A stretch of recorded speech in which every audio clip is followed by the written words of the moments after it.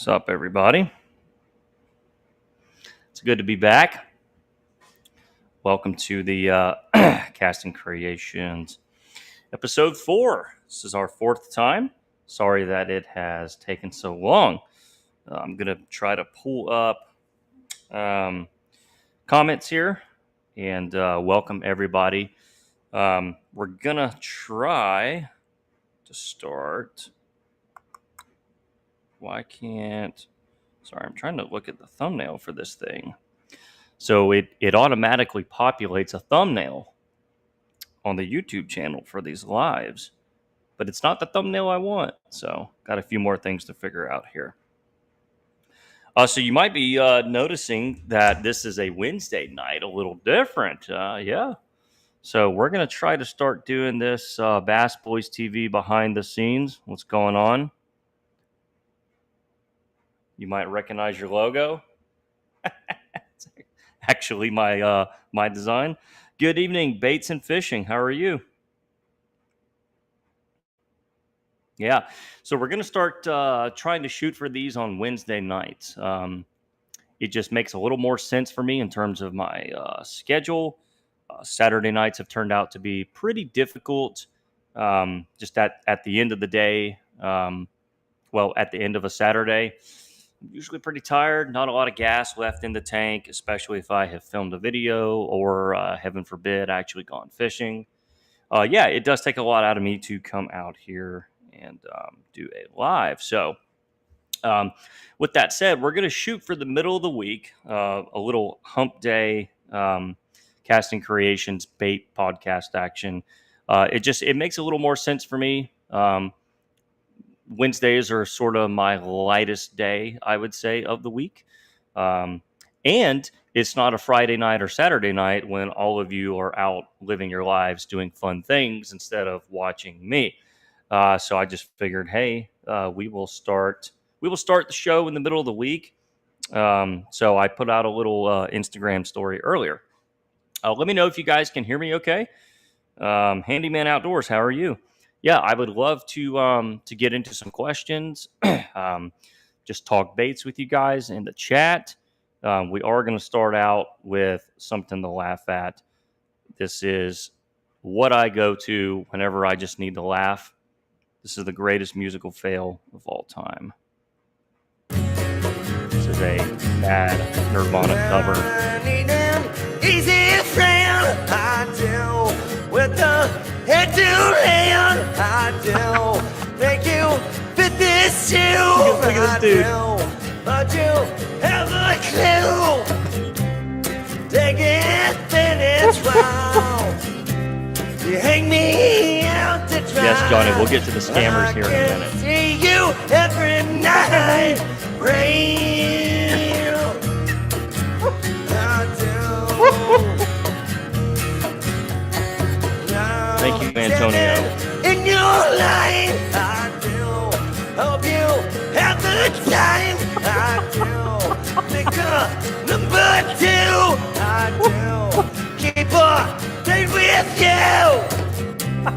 Take it, finish wow. Okay. All right. Yeah, we did it. We laughed at the at the puddle of mud Nirvana. I have no words for that. An absolute the funniest moment in music, I think, in human history. Yeah. Kurt Cobain is not happy with that. See, what makes that even funnier is if you're really familiar with the song. And being a '90s baby like I was, I was born in 1987. So my infancy was in the late '80s. I'm happy to say that I shared a few years with the '80s. I think overall human civilization, I think we peaked in the '80s. Go back and listen to '80s music. Go look at '80s vehicles. Man, just those two things alone. Yeah, Kurt Cobain is not happy with that one. So let's see. So as you see over here, we have a screenshot of a color match that I did. And this is something that I wanted to, I just found, I thought this was interesting just to talk about because, some of you that maybe don't make baits or especially sell baits, Um, you might not see this sort of thing ever. So yeah, there's a lot of scumbags out there. Um, real excuse me, real bad scumbags who like to do what I call poaching. So essentially, somebody will set up basically a burner account, a fake Facebook account, and then what they will do is they will kind of go on the bait groups and poach sales posts. Okay, so essentially, if you post a bait for sale or a set of baits for sale, these absolute lowlives will go on there and try to respond to people inquiring about your baits as if they're the ones who can sell it to them, right? They're actually trying to scam customers. Yeah, yeah, I'm telling you. So, like, bait scammers are a real thing. So, let's take a look at this post. This will be real interesting. Hey, I'm a rising contributor. How about that? So this is a bait page that I personally really like. It's not hyper specific to um, just soft plastics. Lure making show and tell, great page. Anyone who just likes fishing lures in general, whether you're a bait maker yourself or maybe you're a collector, maybe you just really like looking at other people's artwork, this is the page for you. It's to me this is where it's at. There's another page called lure making and painting, which is also really great. Swim bait universe is kind of useless. Um, it's just kind of more occult. There's only like 2 or 3 baits that anyone likes on that page. This page is all about the custom garage bait maker, and everybody's work is celebrated if it's good. You don't have to be the chosen one or anything. So we hang out here a lot. So took a crack. Well, okay, this is a typo. I meant to say at. Took a crack at hand pouring this beautiful turquoise gizzard shad reference. What a challenge, right? And hey, I think I actually did a pretty solid job. Jeff Yoho, what's going on, man? Yeah, yeah. What's going on, Jeff? So anyway, this is not the first time that I've encountered this, but these scammers absolutely cracked me up. But yeah, if we look at this reference photo here, good Lord, what a nightmare. You can see I tried to get these 2 black splotches. If you look here, here's 1 splotch, here's 2 splotch with a little bit lighter, brighter shade of green in between it. 1 black splotch, 2 black splotch, a lighter, brighter shade of green. You can see the green that I put up in the head. It's actually my mean green recipe.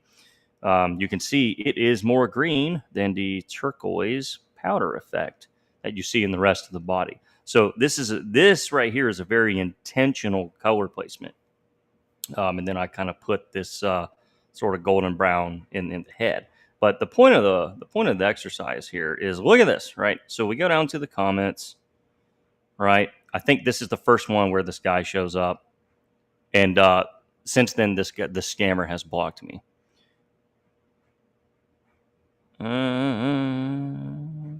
Okay, nope.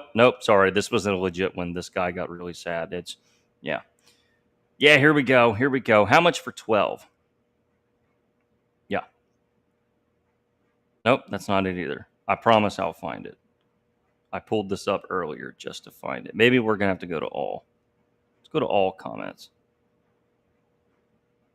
Maybe this is it. This should be it. Where are all the other comments? I don't know. This may be a bust if I can't find the comment thread. There was a whole comment thread. Johnny, help me out. I know you're watching. There was a whole comment thread. Maybe it got deleted. Wow. Okay, so essentially, you know what? I'm going to see if I can find it on my phone.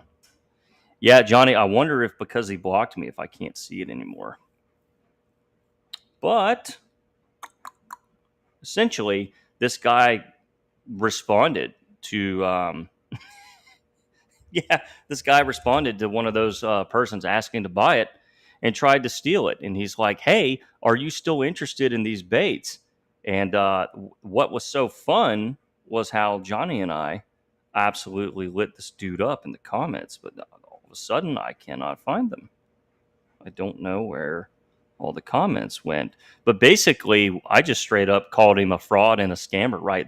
It's fraudulent because it's not like this is another bait maker who's trying to poach my customer who actually can, in good faith, sell him a bait. No, he's just trying to take somebody's money and not send them a dang thing, right? This guy is a bait maker. It's essentially it's worse than just poaching a sale. He's just straight up scamming fraud. Yeah, so I'm not sure why. Yeah, see, I'm still getting active likes on this, so I'm not sure why. Like, I literally pulled this up this morning to make sure that I could still see all those comments, and for some reason, it's not doing it. Maybe we'll try it again here. View post. Oh man, this was so much fun. I really wanted you guys to see all this. I don't know. I can't see it. Can't see it on here. I'll pull it up on my phone again. Let me try to catch up on the comments. Should be on. Should, yeah, yeah. I'm thinking. I'm thinking he just blocked me and I can't see them. Yeah, Instagram comments. Oof. Not sure I want everyone reading all that business now. Yep. So let's see. Somebody is asking about spraying baits. Okay. Let's see. I am really curious if I can find this now, because maybe the phone app will show it, but not here for some reason. Despite me looking at this from my work desktop earlier, I wanted to make sure that I could show you these comments. Not much I can do. Not much I can do since the little sissy blocked me. You know, I might not can. Okay, where's the actual? Yeah.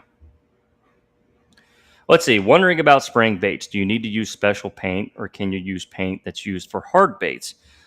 So I've actually heard both ways on this. I do know that some people actually will use regular, what is it, Createx? Yeah. And then basically they will seal them with the proper sealer. But yeah, really, really and truly, you want to always you want to always use the SB coat. So LureWorks makes a solvent-based soft plastisol paint that is literally made for plastisol. There's really not a better option at all. So, all right, I'm on this post now on my phone. Nope, it's gone too. Man, it was there this morning. That's sad. That's sad. Man, we had a good time with this dork, absolutely blowing him up. So yeah, baits and fishing. You definitely want to use the solvent-based SB coat paints. A word of caution: they will absolutely eat your lungs like acid. You need to absolutely ventilate at level 1,000. You need to wear a respirator. Do not breathe this stuff in. Yeah, Johnny, he must have blocked you too, man. See, that's the thing about these losers. You know, they get on there, they comment on your post, which means you're going to be notified, and they just think we're too dumb to know that they're poaching our sales post. And so you write them back, you call them out. You know, you basically call them a degenerate, scumbag, fraudulent scammer, and they get offended that you called out their scamminess, and then they block you. Yeah, I don't even remember his name. I probably have screenshots on my phone, but I can't share those here. You know, what kind of silicone? So yeah, back to the SB coat paints, bait and fishing. Really, really, really take all precautions. But yeah, that stuff is absolutely wonderful to airbrush a soft bait. What kind of silicone do you use for your open pore molds?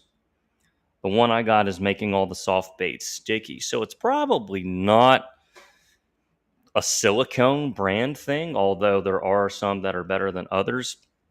Sounds like your ratios were a little bit off. Silicone has to be mixed incredibly accurately. I probably don't have to tell you that. I would try it again. Um, that's what I would do. Yeah, here he is. Yeah, yeah. Mike Carlson was the scammer's screen name. Yeah, what an absolute dork. Hmm. You know what? We might try something here.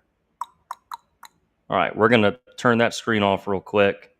We're going to use Facebook as Chris Jones. Go back to that same post, see if I can see it there.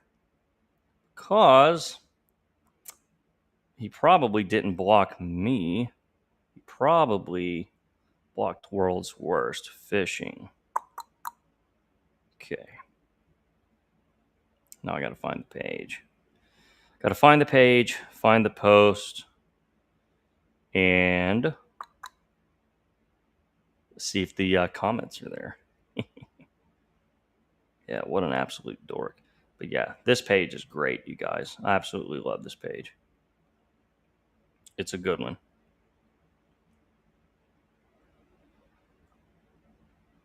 Yes, okay. So it looks like Jeff, let's put Jeff's comment up here. Oh, where is it? Where is it? Where is it? Yeah.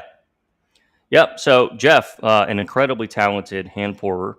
The dude is doing incredible things. Yep. He had somebody, and this is a new low. He had somebody repost pictures of his pucks. This. Somebody took a picture of his leftover pucks and was like, "What do you guys think? I'm on my bait journey." It's like you stole a picture of someone else's leftovers. They weren't even baits. It's just what a what a dork. All right, let's see if we can get there real quick. Yeah, and these scammers are everywhere. They're always trying to use different profiles. Johnny, yep, it's okay. It's not showing up here.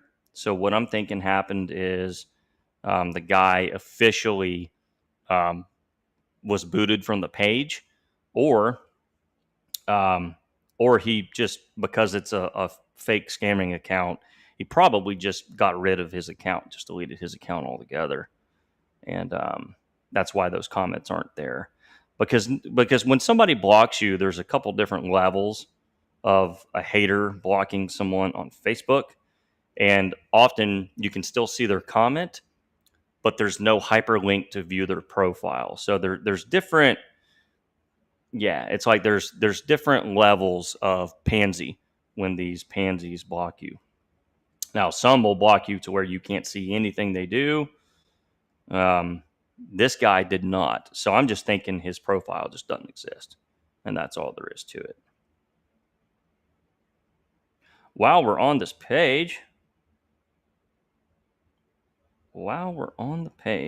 oops, why does it keep doing this? Yeah. Let's see.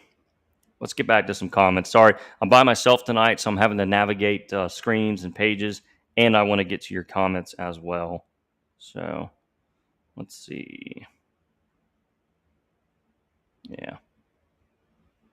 Working on two different windows here.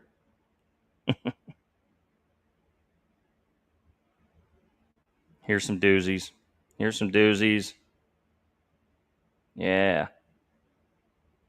Do you have any recommendations for where to get custom printed bags? So you'll be happy to know, Michael and I, the last time we were live together, we actually had a pretty long, good discussion about bait bags. And look, the unfortunate thing is that's a link to his profile. The unfortunate thing is you have to go to China. Um, and look, I would hey, what's going on, Jackson? Um, I would encourage you to watch Michael and I's discussion on bait bags, because we really get into not just how to source bait bags, um, but more or less how to what is that? Oh, okay. More or less how to, more or less if you need bait bags, right? We discussed the whole concept and idea of custom lure bags. And if it's really a good investment for a young bait maker who, is going to be a little bit new, they're going to be needing to invest their capital, in the meat and potatoes, their plastisol, their colors, their molds. Molds are a huge upfront cost, of course. Bait bags are sort of, I think they're way tertiary. They're way secondary, and in a lot of cases they're superfluous. I don't necessarily have a link to a bag printer for you. If you want to DM me, I can recommend a few people. But bear in mind, y'all, I have not bought bait bags in a decade. So yeah, let's see. David Baldwin, love the bait making vids. You have good taste in beer. I agree. We need to start a GoFundMe for a quieter washing machine. Yes, I agree. So yeah, we look at Johnny Sweets baits here. These are fantastic. So while Johnny's on here, let's look at some of his work. So what immediately strikes me, or what stands out to me, um, is number one, the execution. The execution is fantastic. What I really like is this kind of disappearing vein, right? You can kind of see this vein, this sort of kind of milky brown. I don't know what he used there. If we look at this example over here, you can see the vein goes all the way up. Looks like he threw a little bit of that top color down as the skin and the heads. If I'm just trying to or back engineer, reverse engineer the pour, but I really like how he faded his colors, right? This vein material, this vein color is not so strong that it shows all the way through. Now, sometimes you want that, but here you can tell this was really, really well thought out. Incredible execution. I really like this top color. Marsh grass? Is that marsh grass in there, buddy? Yeah. So yeah, just what strikes me is the very mature color building. The physical execution of the pour is really good. No cold cracking, very nice, flat, even laminates. Looks very good. Yeah. What can I say? What can I say? His thumb sticks out. Yeah. Let's see. Guys, 50 people in here. Smash the like button. It helps the algorithm. And let me know who you want to see as some guests. There's a few custom mold makers that I know want to come on the show. And we'll have a lengthy conversation about the custom mold making process, why custom molds are made, probably a lot about the pricing structure, why they are priced the way they are, what kind of work is involved. Probably some crazy stories about some NDA agreements. You get a customer throw a custom job your way. Obviously, they want to protect their intellectual property. Yeah, that would be really fun. What would be your recommendation for a hand injection mold? Some of you guys can help answer this in the comments. What's your favorite bait? What's your favorite 3 baits? Right? List out your favorite 3 baits, rank them, and go with that. It really can be that simple. I think so, at least. David Baldwin asks a good question here. And excuse me for burping. I drank a lot of water just a minute ago, or 25 minutes ago, right before we started. Could you use a syringe to inject spots into a hand pour? So that is the same question myself asked years ago as a young hand pouring lad. The answer is no. Can you do it? Yes. Some people will go to the trouble of buying like a metal turkey baster or like a meat syringe, to like inject a turkey or something. The problem with syringe pouring is that you're trying to force liquid plastic through a very small opening, teensy weensy opening, And plastic, number one, doesn't want to do that. And number two, it's going to gum up and set up almost immediately. You're never going to get that syringe cleaned out unless it is a metal baster, in which you then have to preheat it so much you can't hold it without gloves. So you're gonna go through a lot of time, a lot of effort, and a lot of trouble to do what you could do with this in like 5 seconds. Open up the mold, just develop the control and the feel to just pour a dot. And what I tell people about dots, if you're talking about, I knew my camera would time out. If you're talking about like shad dots, right? Pouring them, to me, pouring them is the way to go because you control the size and the shape. Okay. Um, some people like to pour out just a flat surface of plastic and then like hole punch it out or something ridiculous. And what you wind up with is you're limited to the diameter of the hole punch, and it's a perfect circle every time. Show me a kill dot on a shad. That is a perfect circle. Yeah. I would just develop the control to do it. I would love to see another random color wheel with remelt laminates. Yes, that was so much fun. I don't see it over there. I had that color wheel for a long time. I'm not sure if I can pull that off again. So yeah, Johnny's baits are looking good there. So let's move on. Let's move on to another topic. This one is not so fun. So some of y'all might know that there was a terrible boat accident today at the Major League Fishing event on Smith Lake. I was told a drinking straw to make shad dots. No. So many people are trying to come up with little gizmos and ways to, get around having to learn how to pour. And the thing about doing it straight out of the cup is that you're not reliant on some other tool, and you have complete control over the size and the shape. So, because the last thing you want to do is be limited to one diameter, because my 4-inch mold needs a different size kill dot than my 6-inch mold, right? And I want to try to make them a little imperfect. So that's what I would do. Yeah.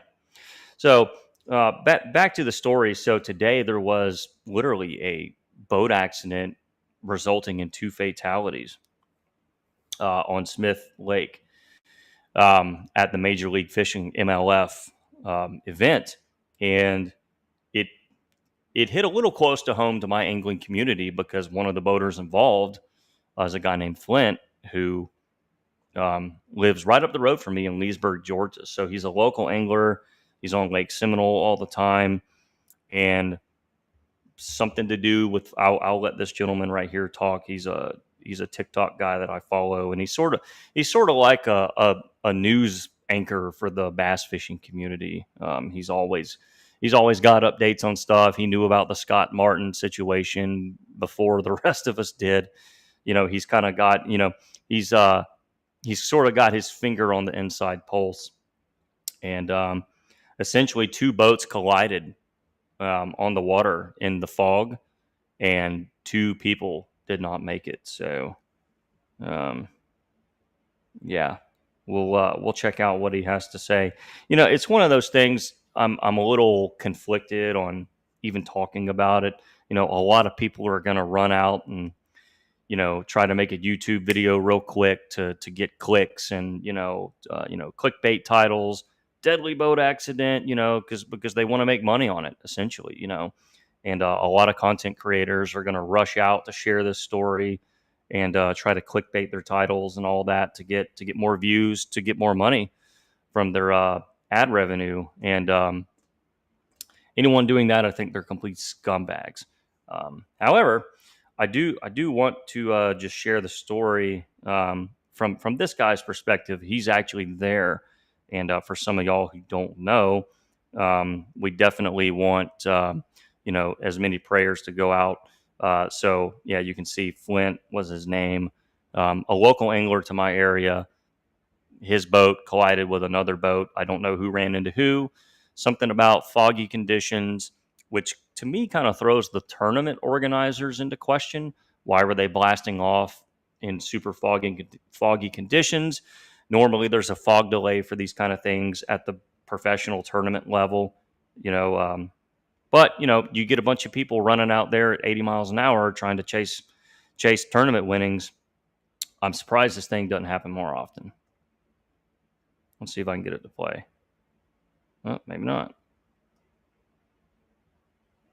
Here, I'll just reload it.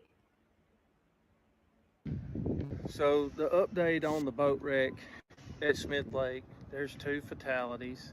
Um, one of the anglers came around a corner. It was a striper guide with 3 other people in the boat. Striper guide. And he hit him, went kind of across the front and over the console, and he went airborne. It threw the angler, the driver of that boat, it threw him 50 or 60 feet away. Gosh. And knocked the other guys out of the boat. 2 of them did pass away. The other 2 are at the hospital. The angler that was driving the boat, the one that hit him, he went to the hospital, but he's back. All the news outlets here, WRBC and the Coleman Daily, they're reporting that he's the one that passed away, and that's not accurate. Okay. It was the 2 clients that were in the striper guide's boat that passed away. I'm not going to show the boat. We're fixing to go back out there and I'll show where it happened, but I'm not going to show the boat or tell who it was. I'm sure all that will come out, but out of respect for the families, I'm not going to do that. So Man. the update on the boat wreck at Smith Lake, there's 2 fatalities. Okay, we will pause one of the this. anglers came around a corner. It was a striper Actually, guide you know what? with We'll just 3 get other off people TikTok. in. That's fine. Let's see. Yeah. So, yeah, there you have it. Not really sure. Yeah, it sounds like we don't know exactly what happened, but yeah, those are times when the tourney should be delayed or postponed. Yeah, and look, I've been to the Bassmaster Classic 2011, and yeah, there was like a 2-hour fog delay, and I agree. Like I was out there in my boat as a spectator, couldn't see a thing. And the Louisiana Delta is nothing but canals and narrow boat trails for hundreds of miles. The last thing you need is 50 anglers going 80 miles an hour in the dark, even though they had radars still. They held them up for over 2 hours, at least the first day. Yeah. Very bad indeed. Yeah. Big Bird Productions is actually the person who was there with me at the Classic with the fog delay. Tell me what you think about Gar. Yeah, that's an inside joke I cannot repeat. This is a family program, Brandon. Stop trying to provoke me to say bad things. Yeah. Let's see. Here we go. Great question here. Bassett. Did I say that right? Bassett or Bassett? Probably Bassett. Bassett Bros Baits. What would be your number 1 swim bait mold? Woo-hoo. Well, that's a great question, man, because it really depends on what size you're talking about, what type of action you need, what kind of profile you want, what kind of rigging options does the bait need to have? Does it need to have a hook slot, et cetera, et cetera?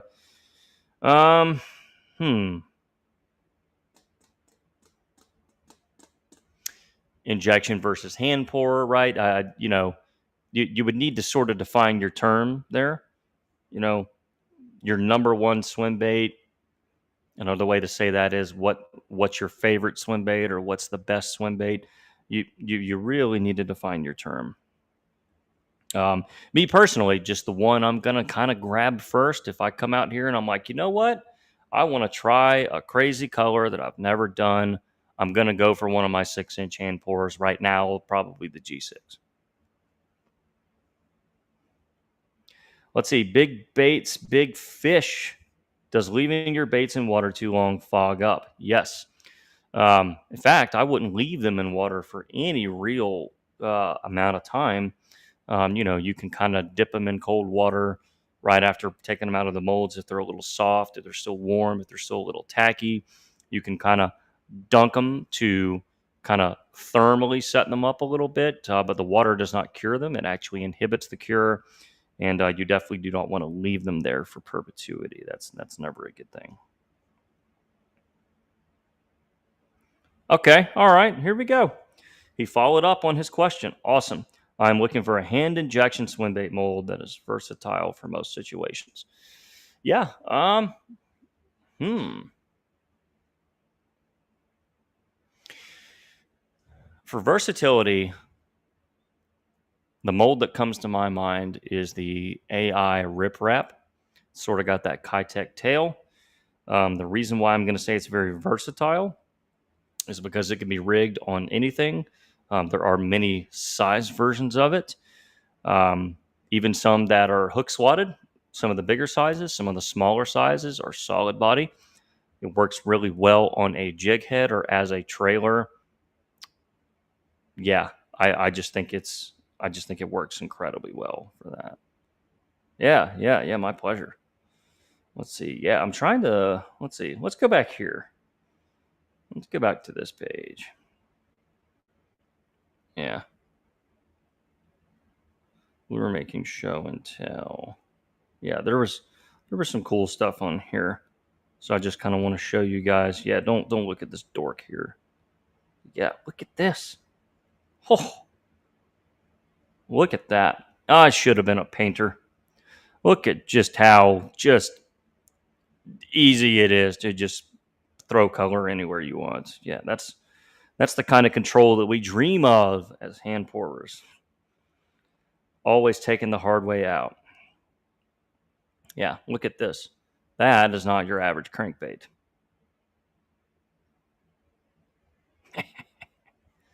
Yeah, that's insane. That's literally insane. Yeah, this is definitely one of my favorite ones here. Got some frogs there. Really nice perch here. Yeah, look at this. He kind of totally missed on the orange. Come on, Steve Higgins. Nails the whole pattern except for getting the bright orange hues.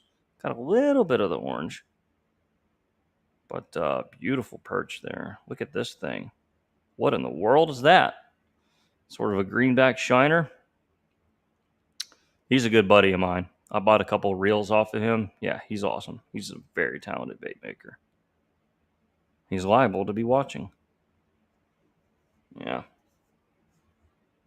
Man, there's so much good stuff to look at right now. Bait making is, I feel like, just at an all-time peak. There's so much talent. So much talent. Let's see. Yeah.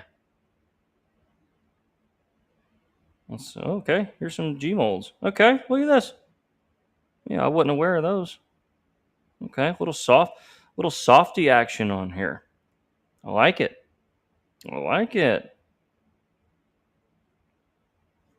Look at this. Woo! Look at that. I'd love to know what all's going on there. That's fantastic. That is fantastic. Let's see. Let's head back into the studio here. Yeah. How come there isn't a G5 or G6 injection mold? I know that it's been talked about. We have discussed it. Obviously, it has not happened yet. So I'm not sure. Yeah.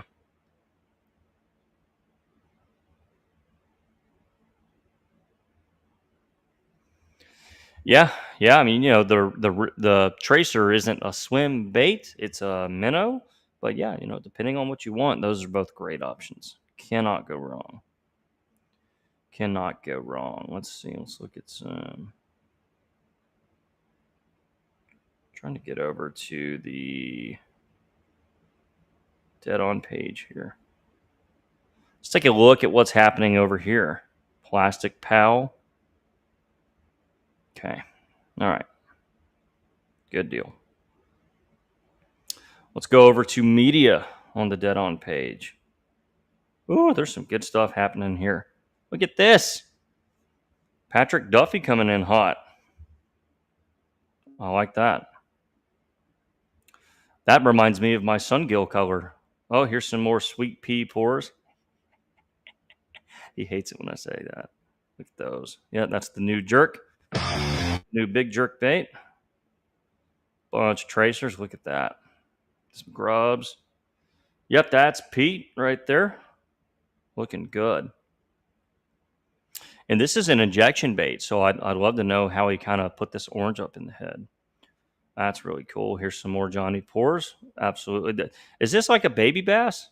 It to me, it's got baby. Sorry, I gotta go past all the music there. I'll get copyrighted.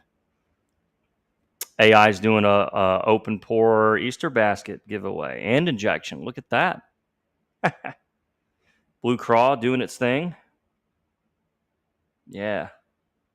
Some nice tubes there. I like the ribbed body. You don't see that much. Most tubes are really smooth. Smooth tubes. Some nice open pour jerk baits there. That looks like the smaller size. 4.9. Yeah. Really cool. Lots of good stuff happening. Johnny, those are some big ones. Yeah, those. They're the ones that we looked at earlier. Yeah, really cool there. Beautiful bait. Beautiful bait. We'll stay on that one for a minute. Let's see. Is it just me? Okay, interesting question here. Is it just me, or are core shot stick baits sort of overdone and uninteresting colors? Seems like all the ones I see are pretty basic. Well, you're seeing basic colors because the process to make them is so labor intensive. The last thing you want to do is try to overcomplicate a core shot worm, because you're just going to be out there all day and you're going to have 5 worms to show for it. Most people want to use a clear or almost clear solid color shell and a solid core. But because if you're trying to do really much more than that, you're just going to spend buku's amount of time on your worms. And most people aren't willing to dedicate hand pour swim bait time to an injection worm. That's just sort of my theory on that. That's why I don't personally do super complicated core shots. I'm not trying to laminate the shell and then swirl the core or swirl the shell and do a core inside a swirled shell. There's just really only so much. There's really only so much headache you want to have over a 5-inch Cinco. Now, some of the colors you might be seeing are not simple colors in terms of the recipe to make the color. What looks simple is not always actually simple. But in terms of basic, yeah, you're probably seeing basic patterns, just a single color see-through shell and then a core for that reason. Simple looks really good in those core shot worm molds. And a lot of times people who are overdoing it just doesn't look as good as something simple. That's sort of my thoughts on that. Let's see, Rob. Oh, good answer. Thank you. Yeah. Rob Norton, them tracers look amazing next on the list of molds. Yes, absolutely. Absolutely. Let's see if I can pull up. So while I've got you all in here, and we're not going to be on too much longer, I am exhausted. I've not been sleeping good lately. Life has kicked my butt. But hey, you know what? Taxes are behind us. But not for bait makers, because we get to pay excise tax at the end of the month. Hallelujah. In fact, we might do a whole podcast on our favorite waste of government money, the federal excise tax for bait makers. I think that, you know what, we need Doge to come in and kick that one to the curb. We all hate that one. Let's see. So I had an interesting. We'll kind of jump to a whole separate topic here. We will try. Yeah. So I had an interesting customer. Yeah, I kind of had an interesting customer um, interaction a week before last, I think. Let me see if I can pull it up. Just gonna share this little. Gonna share. I'm actually gonna share a slightly edited DM because I think it's really interesting. See if it'll show up here. Okay, bear with me. All right, that looks a little sloppy. Let me see if I can kind of. Oh no, okay. Y'all just got to bear with me. Never shared a screenshot on this page before. All right, we'll just kind of move it over here a little bit. Good enough. So this gentleman, and I kind of blocked out his name, right? This sort of brought up an interesting thought, an interesting idea for me. Um, you know, how how much should you communicate with a customer, right? How much personal information is too much. Um, this gentleman here reached out to me to buy some swim baits. You can see a little bit of our correspondence there.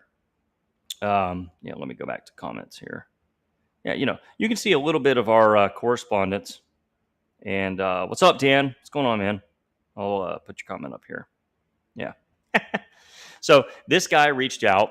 We'll just call him George. He reached out and wanted to buy some swim baits.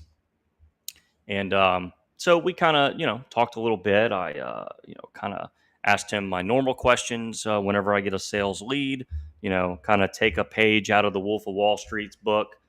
Don't just quote a price and say, take it or leave it. Ask questions, right? Because they're coming to you to get a very unique niche product.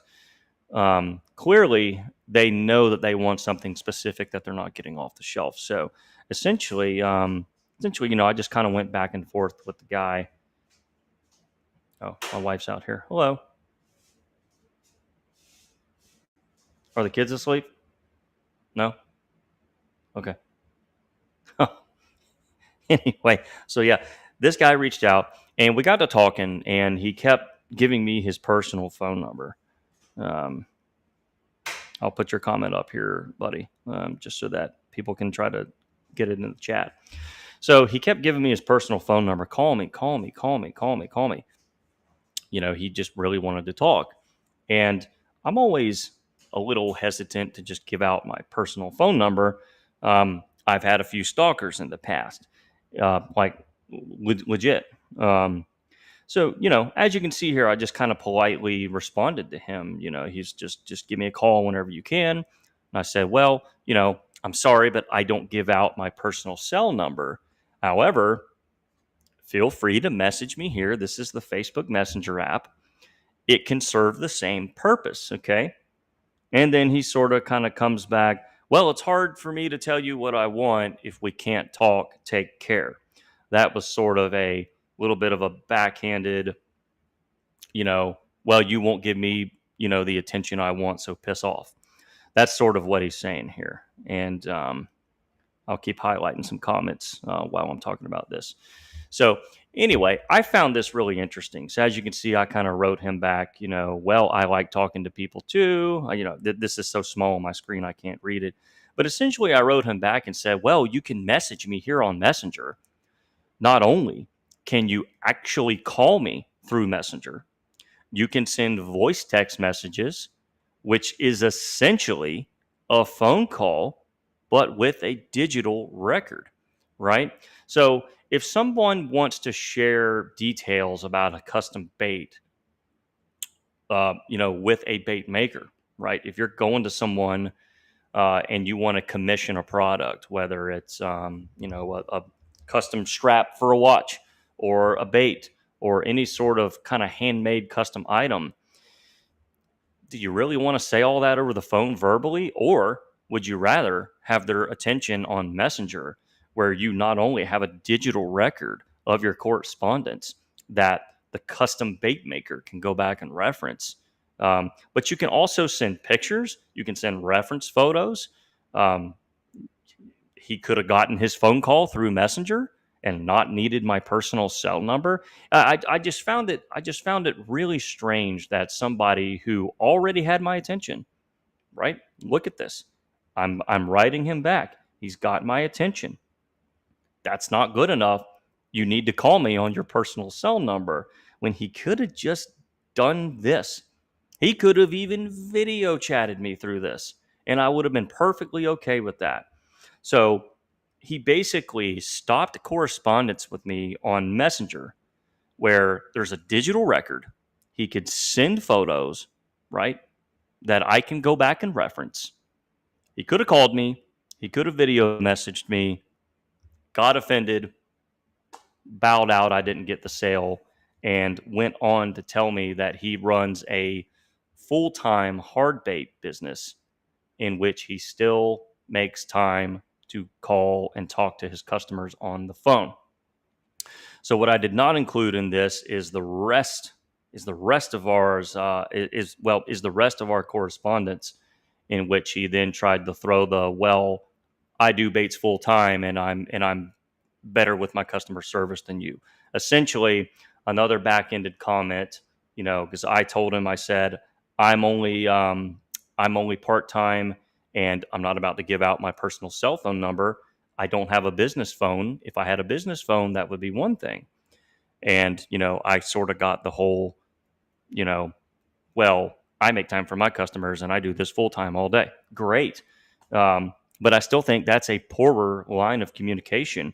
The reason I'm bringing this up is to not, say that I'm right or he's wrong, but just sort of to just pose the idea, in the digital age of social media, where transactions are being are being done this way. I'm going to go ahead and cut my camera because I know it's about to cut it right back on. So in the digital age, when we're all already communicating on these platforms, this guy already found me here. Was he right to get offended that I wouldn't call him from my personal cell number, when you already had my undivided attention on a messaging app, which can provide that and more, plus a digital record? See, my main argument to him was, what do you need a phone call for when we now have a digital record? That was my biggest thing, was you want to have a verbal communication in which I can forget something, in which you can forget something. An idea can be crisscrossed, and then you come back and say, oh, well, that's not what I told you. That's, I go out here, I spend 3 hours to make his order. He can come back and say, well, that's not what I told you. That's not the color I wanted. I didn't want silver flake in the top. I wanted silver flake in the belly. By having a digital record of your correspondence, it helps me do my job better. And just this is a first for me. This is the first time I've had somebody, especially another bait maker, who should know better. Like, you mean to tell me you've never done a transaction on Messenger or DM? Get out of here. Like, you call every single customer on your cell phone. I found it to just be really really disingenuous, really bad faith, just looking for a reason to just be a weirdo. I mean, let's be honest. I've already, he messaged me, by the way, so he knows where to find me, but I need so much of your, it's almost like he got offended I would not give him his attention. I don't know. It was just really weird. Yeah, exactly. Dude was blowing smoke. And the thing about it is, I'm happy to not have this kind of gentleman as a customer, because if they're this difficult just in the correspondent phase, they're the kind of person that 2 weeks later, when you told them you have a 6-week wait, where's my stuff? I have a tournament. I just signed up for a tournament. I need baits for a tournament. And, there's just not much I can do. I can't just put you ahead of someone that's been patiently waiting because you fish tournaments. I've gotten that a bunch. So, yep. Always keep customer requests in writing. And that's not just a CYA thing. It's also just the most good faith form of communication. You both have a digital record that you can go back and reference. There's a lot of times that I go through my order notebook, right? So all of my transactions I do through my business PayPal, right? My payments received report is my order list.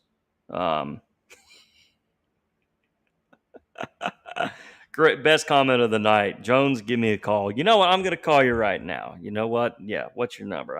I'm ready. Um, yeah. It just seems the best form of communication.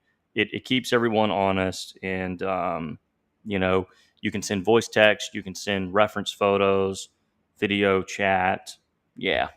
So I don't know. I found that one really, really interesting. Let me know what you guys think. Yeah. Yeah. Reading a text does not provide context. Yeah, that is very, very true. Rick, what's going on, man? Yeah. Glad you like the content. We're trying this out on Wednesday nights. So yeah, I just figure Wednesday nights are a good night for me personally. Just my schedule during the week is a little lighter on Wednesdays, and most people are out living their lives, partying it up on Saturday nights. So, you know, even though I've had some really good live streams on Saturday nights, yeah, yep. And guys, if you love the content, if you want to support, definitely drop those super chats. That's our bread and butter for any live streamer. And look, we're trying to do this with more regularity. The older I get, the more difficult that seems to get. But I love coming out here talking with you guys. This is so much fun. Custom Rod Builder. Hello from Central New York. Okay. Wow, I have another custom builder, right, in the fishing industry on here. Pirate Scott's Custom Rods. Look at what I have up on the screen. This is a correspondence with another bait maker who messaged me about buying some swim baits. The guy wanted to buy some baits and wanted me to call him on his cell phone and essentially give out my personal cell phone number. And I politely declined and said, you know what? No need for that. I will be, happy to message you here on a messenger app. We can exchange photos. We can exchange, you can actually send me voice text. You can even call. You can even video call me. And we have a digital record of it because it's on Facebook Messenger. He got offended and basically said, screw you, see ya, I'm out, because I wouldn't call him from my personal cell number. Pirate Scott's Custom Rods. How do you feel about that? If a customer comes to you demanding that you call them, and maybe you're full time and you do call your customers, I'm not opposed to calling someone, but I have to know them. Like I have some other bait friends that I do, but I don't run a full time business. I don't have a business phone. Um, Aside from whether you would be willing or not to call them, do you think it's like kind of weird this guy got offended that I wouldn't call him but offered him every other form of communication? I just found it kind of funny. And, it kind of poses an interesting question. How personal should you get with customers? Do you need to be handing out your personal cell phone number to strangers who can then hound you until the end of time now that they have your number about their friggin' bait order? I'm just not doing it. Not doing it.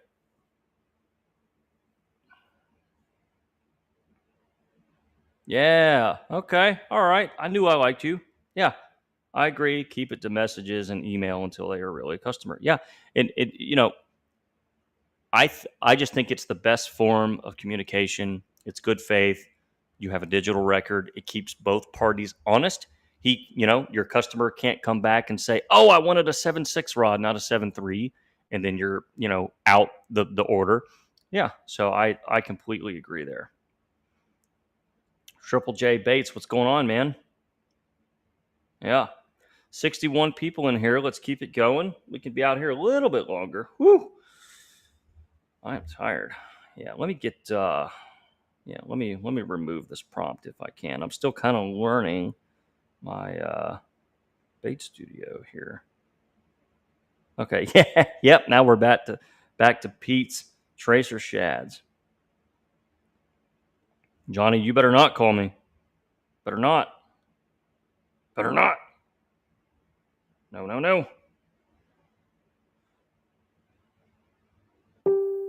We'll go over to my page and see what I've been up to. Yeah, this is really cool, you guys. This is my green, green sunfish, and this is still my favorite way to use dead on melons and dead on amber. So that's a melons top. I'm trying to think of the exact recipe. So it's melons with a little bit of blue, and then the bottom is straight amber with some black. Black and blue flakes. And man, it really turns out nice. A simple 2-color laminate. I'm tail pouring them, so the belly color is going all the way through the tail. Really, really nice there. Let's see. Tyler Man, hey Chris, hope you're having a good one. You as well. I hope you are having a good one. Thanks for being in here. We're right at about the hour mark. We've been holding at about 60 viewers, so thank you guys for tuning in. And hopefully we're going to get back to the more podcast form. And what I mean by that is just a discussion with another live guest. To me, that's what really makes a podcast versus just, a live stream discussion like this. That's what I really want to do. But I've been really struggling to be able to commit to a night to come out here and do this. It does require a lot of setup, because I'm out here at my bait shop. I don't normally have microphones mounted and all the laptops and cameras plugged in. I have to move some lighting around. So this being my working bait table, it's not a ready, set, go streaming setup, unfortunately. So but that's what I want to do. The neatest unorganized pile of bait. Yes. And you know what's really sad? That's not just me throwing the baits down. I individually laid all those to make it look somewhat, to make it look somewhat, organized. Yeah, Better Bites tackle up here in Canada. All right. We do all our transactions over Messenger. Older generation that prefer a phone call. And maybe that's all this was, but there's a difference in I prefer a phone call versus take care, I'm out because you won't call me. It just real petty, real backhanded, and then told me that he conducts business better than me with his customer service because he calls people all day long. Yeah, it's absolutely insane.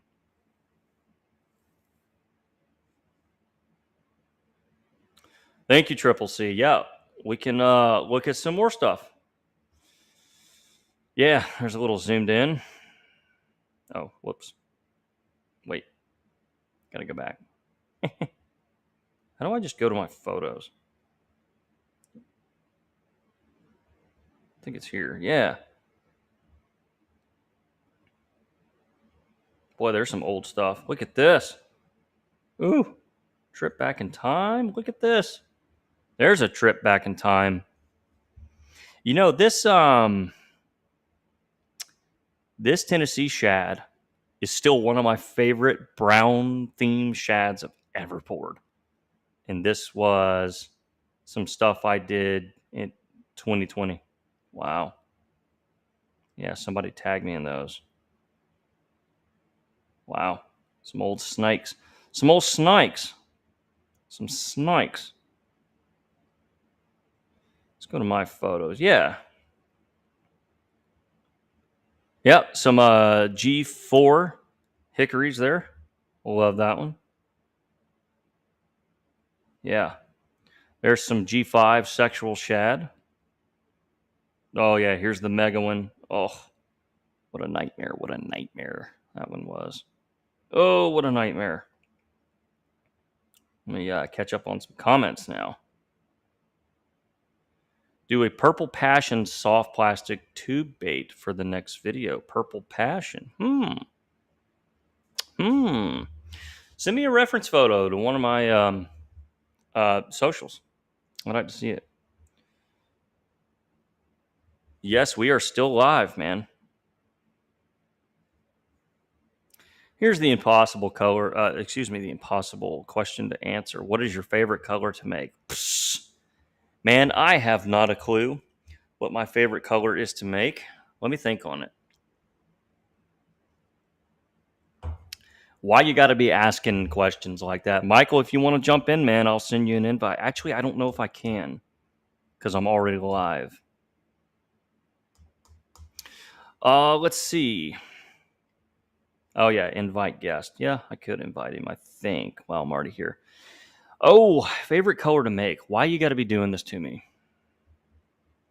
Okay, so if I'm coming out here to make baits for me, just some baits for me, World's Worst Fishing wants some baits to just fill his own tackle box. What color am I making? Okay, Michael is still in meetings. Yes, he's on the West Coast. So it's like still the middle. I'm pretty sure it's still lunchtime in California. Okay, for me to just make baits for me, I still really love June bug. If I'm making frogs, I'd say worms right now. If I'm going to make worms for me, it's either blue crawl or chameleon. If it's flukes, oh man, this is impossible. 5:45. Okay, so not quite lunchtime, but still, Yeah.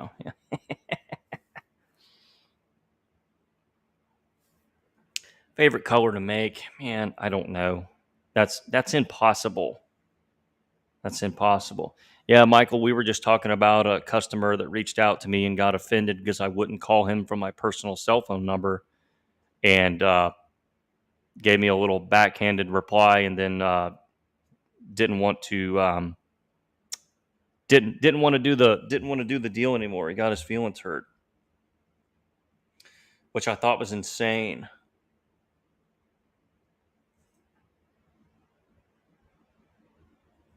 Oh, okay. All right. Yeah, I just got a DM with the purple passion. All right, I'm looking at purple passion right now.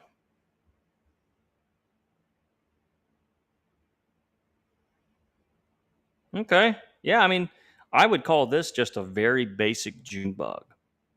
Yeah. I would use dead on electric grape, lots of salt, and throw in some green flake. That's what I would do. Yeah. Hickory shads. Yeah. Let's see. Yeah. So, has anyone seen the Bandito bug molds? Yeah, those are made overseas by some absolute scumbags that copy anything. And the thing about the Bandito bug is they had to license, or license the patent um, for the tail, I believe, from Parks, Steve Parks, who owns the Rage Tail patent from Strike King. So I wouldn't touch it. I mean, yes, you can buy it and make them for yourselves. Don't be caught dead selling that thing. Don't do it. Don't do it. Grind it out fishing. Yes, I do check the World's Worst Fishing official Gmail account pretty often. If I did not write you back, it was probably just a busy day. Please feel free to resend. Please. Johnny, I probably did tell Michael about the scammer. Yeah. Okay, great question. Guys, these are the questions that I love. And again, if you want to support the show, drop a super chat. That way we can get a new camera. Let's see. Guggen changed the tail. Let's see. What's going on with Guggen, though? Right? Like, everyone left Guggen. A couple big names left Guggen. Lojo, One Rod, I think, or John B. One, yeah. Like, the Guggen squad, my honest opinion, Rob, Lunkers TV, just eventually pissed everyone off. He just ran everyone out the door because I have some just good authority that he was really difficult to work with. Let's see. Great question here. If you were a tournament guy, would you use a tougher plastic to maximize bait life or use really soft one fish plastic that gets more bites? Or does it get more bites? Are you asking me personally as a bait maker who has access to making lots of baits, or just a general angler who has to buy baits?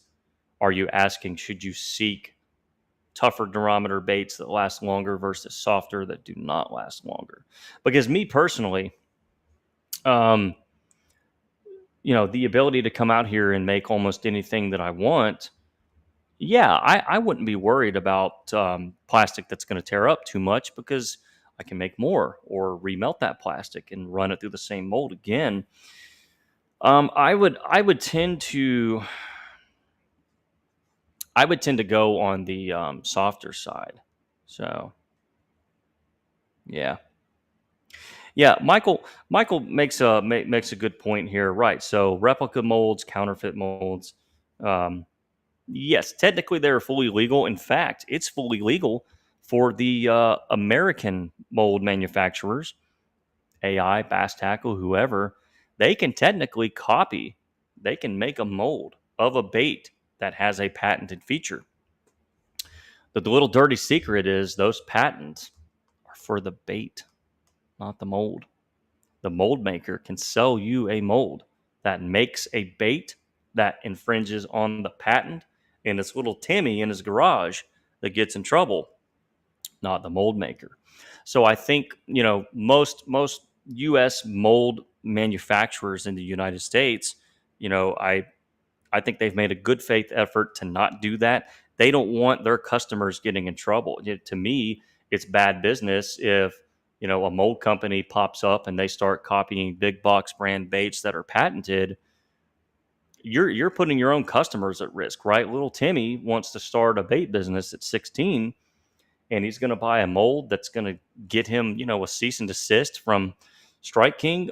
That's outrageous. The last thing you want to do is not get repeat business because your molds are actually getting your customers in trouble. So, yeah, I just think that's bad form, bad business all around.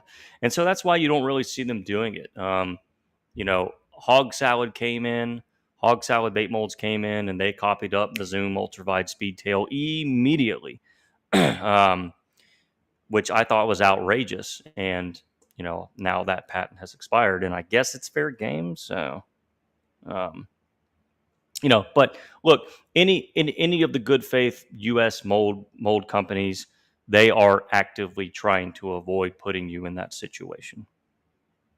100%. But yeah, speaking of little Timmy, Timmy is my fictional teenage bait character that I always use in examples for the person that can pay the price there.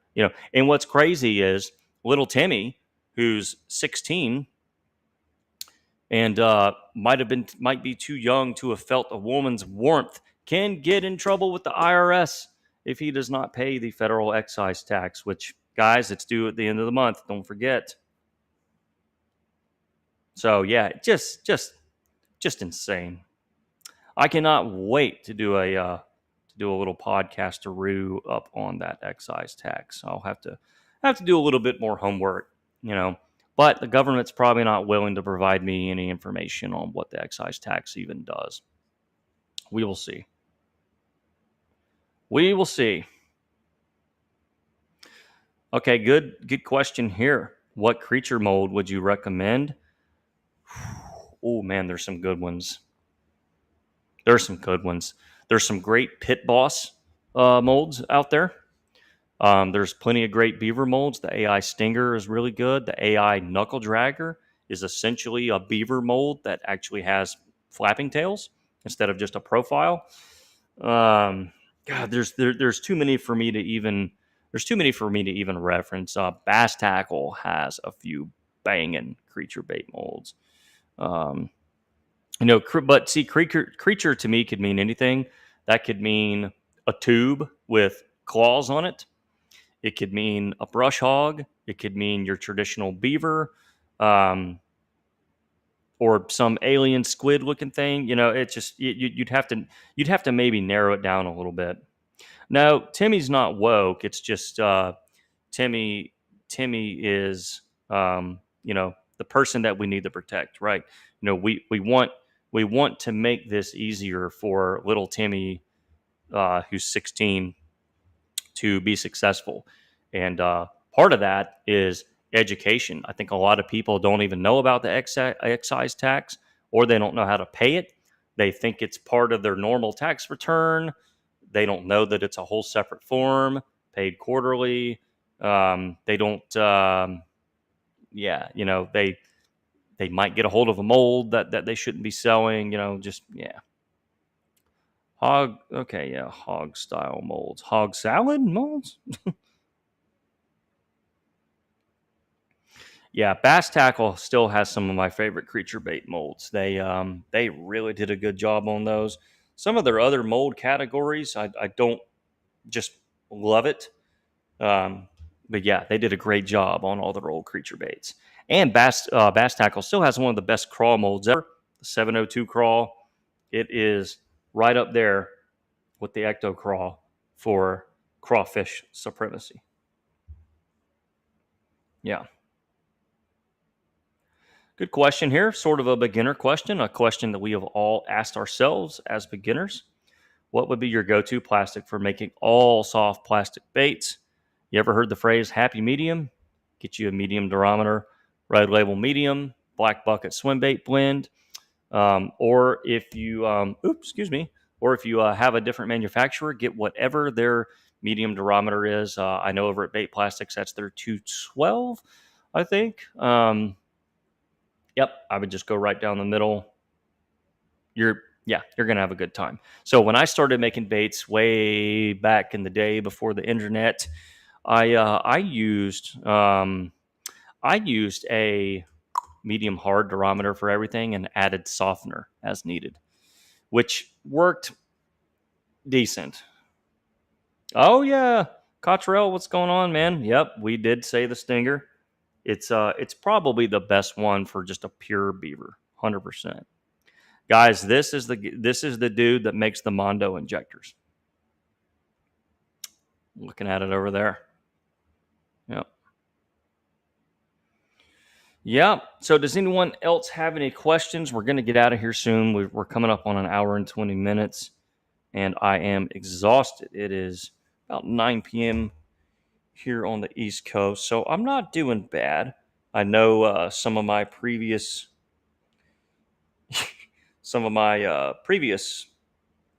live streams went well past 10, which is pretty late for an old man like me.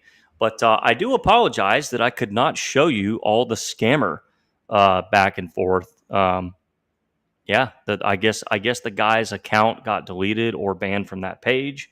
So those comments all disappeared from that thread.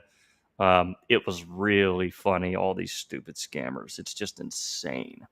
I once had the same guy create 2 different accounts and spam some of my sales posts on the same day from 2 different accounts, but they used the same profile picture and were saying the exact same words. And I'm like, you're an absolute idiot.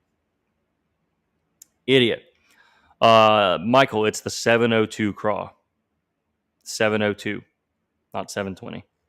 720 is the IRS excise tax form. Thank you, Pirate Scott's Custom Rods. Everybody, go check him out. I don't know if he's on social media much. Obviously, he has a YouTube page.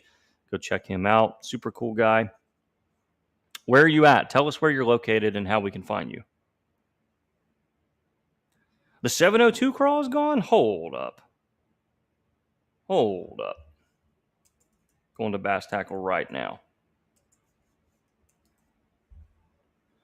This will not stand. Let's go to crawls.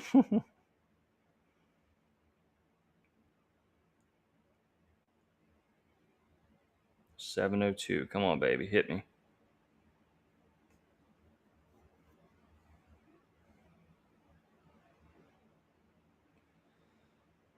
Why would they discontinue the 702 crawl? That makes no sense. That thing, if they did, that's going to be the most valuable crawl mold in the world. It's going to be an absolute collector's item. It will be more valuable than the old BTS open pore swim bait. 702. Come on. I'm looking, y'all. Yeah, not the 712. I'm looking at that one. Wow, it's gone. Hold up. I don't see it. I don't see it. This is really concerning. Yeah, the Mondo injector is no joke. No joke. And Chris can correct me if I'm wrong. I think they are hand lathed, right? Like insane workmanship on those. Like you literally feel like you're holding a bazooka. Like you could throw it through a wall. They are insane.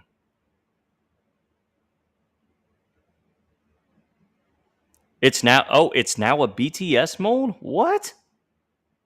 What? Bob got the okay. All right. Yeah. Interesting thing there. So BTS molds once was a machinist for bass tackle.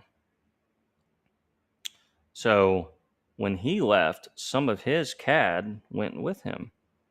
Very interesting. I did not know that. There it is. 702 craw. All right, let me find it here. Let me find the yeah, there's that. Yeah, we don't want 2-inch. Here it is. Wow. Shows what I know, right?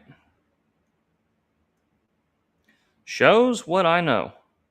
Oh, these pictures are terrible. I can't even show this. Let's see. Yeah. Okay, this is a little bit better. There we go.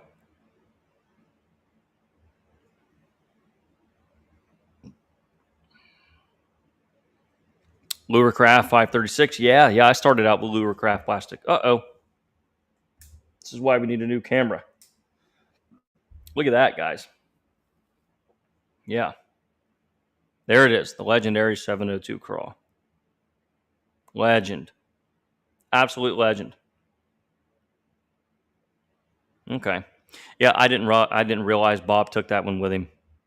Years ago, when I sent him some designs for a custom mold that I wound up never having made, he kind of gave me his backstory a little bit on when he was with Bass Tackle. So interesting to know.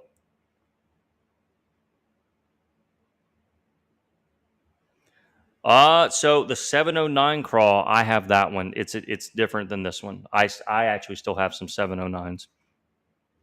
The 702 is the one that this is the one that got away. I have never owned a 702 craw, but I would like to have one. I would like to have one. It's just it's hard to do that when you have ecto craws, which I really need more ecto craws. There's so many more molds. There's so many molds I need that I don't have. Where are you at? Yeah, nope. Get off my screen. Here we go.